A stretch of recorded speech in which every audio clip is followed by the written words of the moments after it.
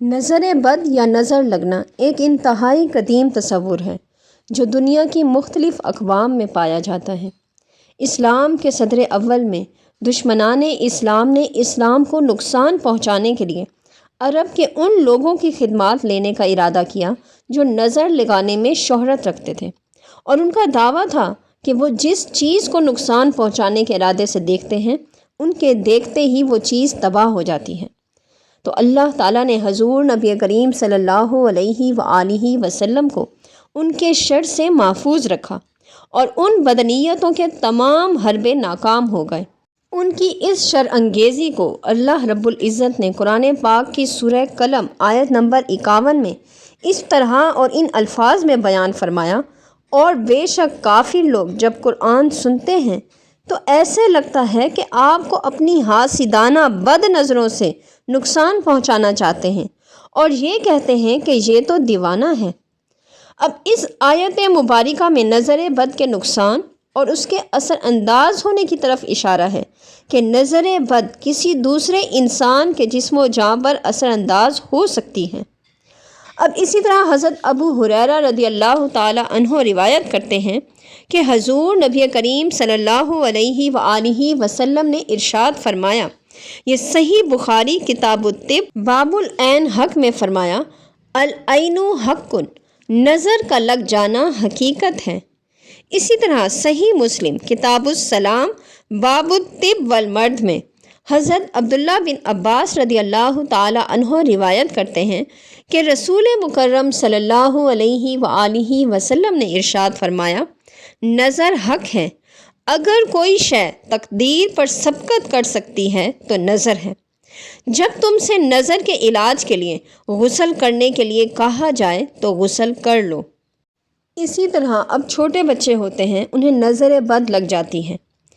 تو اب اکثر یہ لوگوں کے ذہنوں میں وہم آتا ہے، خیال آتا ہے کہ اگر بچے کو نظر بد لگ جائے تو اسے دم کرنا جائز ہے یا نہیں۔ تو ان احادیث مبارکہ سے واضح ہو جاتا ہے کہ اگر کسی بچے کو، کسی بڑے کو نظر بد لگ جاتی ہے تو دم کرنا جائز ہے، کیونکہ اس دم کرنے سے نظر بد کے اثرات زائل ہو جاتے ہیں۔ حضور نبی کریم صلی اللہ علیہ وآلہ وسلم نے بھی نظر بد سے بچاؤ کے دم کرنے کا حکم فرمایا ہے۔ صحیح مسلم کتاب السلام باب استحباب رقیہ من العین والنملہ والحمى والنظرہ میں حضرت انس رضی اللہ تعالی عنہ سے دم کے متعلق سوال کیا گیا تو انہوں نے فرمایا، حضور نبی کریم صلی اللہ علیہ وآلہ وسلم نے 3 چیزوں کے لیے دم کی اجازت دی ہے، نظر بد، بچھو کے کاٹنے پر اور پھوڑے پھنسی کے لیے۔ اسی طرح صحیح بخاری کتاب الطب باب رقیۃ العین میں ام المومنین سیدہ عائشہ صدیقہ رضی اللہ تعالی عنہا نے ارشاد فرمایا، مجھے رسول کریم صلی اللہ علیہ وآلہ وسلم نے حکم دیا کہ نظر بد کا دم کیا کرو۔ اسی طرح حضرت ام سلمہ رضی اللہ تعالی عنہا سے بھی روایت ہے کہ حضور نبی کریم صلی اللہ علیہ وآلہ وسلم نے میرے گھر کے اندر ایک لڑکی دیکھی جس کے چہرے پر نشانات تھے،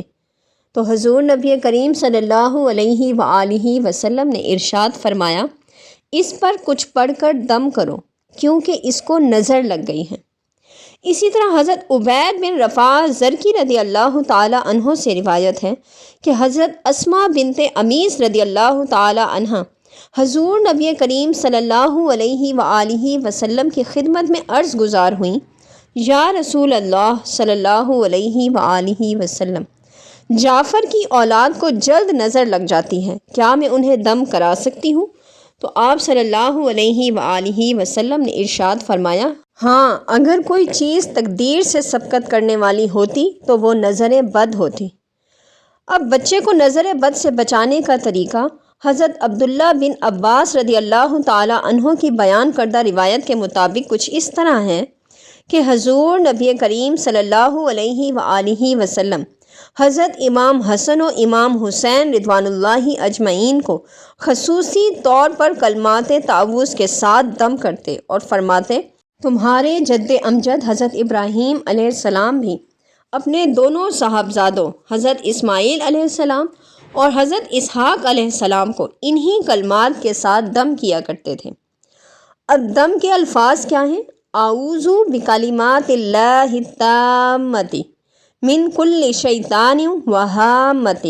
ومن کل عین لامہ۔ کامل کلمات کے ذریعے ہر وسوسہ اندازی کرنے والے شیطان اور بلا سے اور ہر نظر بد سے پناہ مانگتا ہوں۔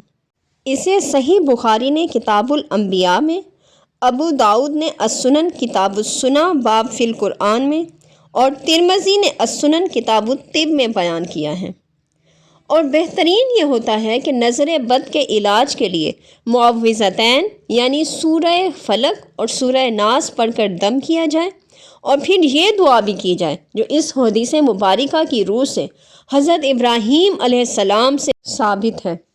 اسی طرح صحیح مسلم میں حضرت عائشہ صدیقہ رضی اللہ تعالی عنہا سے روایت ہے، وہ بیان کرتی ہیں کہ جب حضور نبی کریم صلی اللہ علیہ وآلہ وسلم بیمار ہوتے تو جبرائیل امین علیہ السلام آ کر آپ صلی اللہ علیہ وآلہ وسلم کو دم کرتے اور یہ کلمات کہتے: بسم اللہ یبریک ومن کل داء یشفیک ومن شر حاسد اذا حسد وشر کل ذی عین۔ اللہ کے نام کے ساتھ وہ آپ کو تندرست کرے گا اور ہر بیماری سے شفا عطا فرمائے گا، اور حسد کرنے والے حاسد کے ہر شر سے اور نظر لگانے والی آنکھ کے ہر شر سے آپ کو اپنی پناہ میں رکھے گا۔ اس کے علاوہ قرآن پاک کی آخری 2 سورتوں یعنی معوذتین کے ذریعے بھی نظر بد کا علاج کیا جاتا ہے۔ اس بارے میں صحیح بخاری کتاب الطب میں حضرت عائشہ صدیقہ رضی اللہ تعالی عنہا سے روایت ہے کہ حضور نبی کریم صلی اللہ علیہ وآلہ وسلم مرض وصال میں معوذتین پڑھ کر اپنے اوپر دم کیا کرتے تھے۔ جب آپ صلی اللہ علیہ وآلہ وسلم کی تکلیف بڑھ گئی تو میں انہیں پڑھ کر آپ صلی اللہ علیہ وآلہ وسلم پر دم کیا کرتی، اور بابرکت ہونے کے باعث آپ صلی اللہ علیہ وآلہ وسلم کے دست اقدس کو آپ صلی اللہ علیہ وسلم کے جسم اطہر پر پھیرا کرتی۔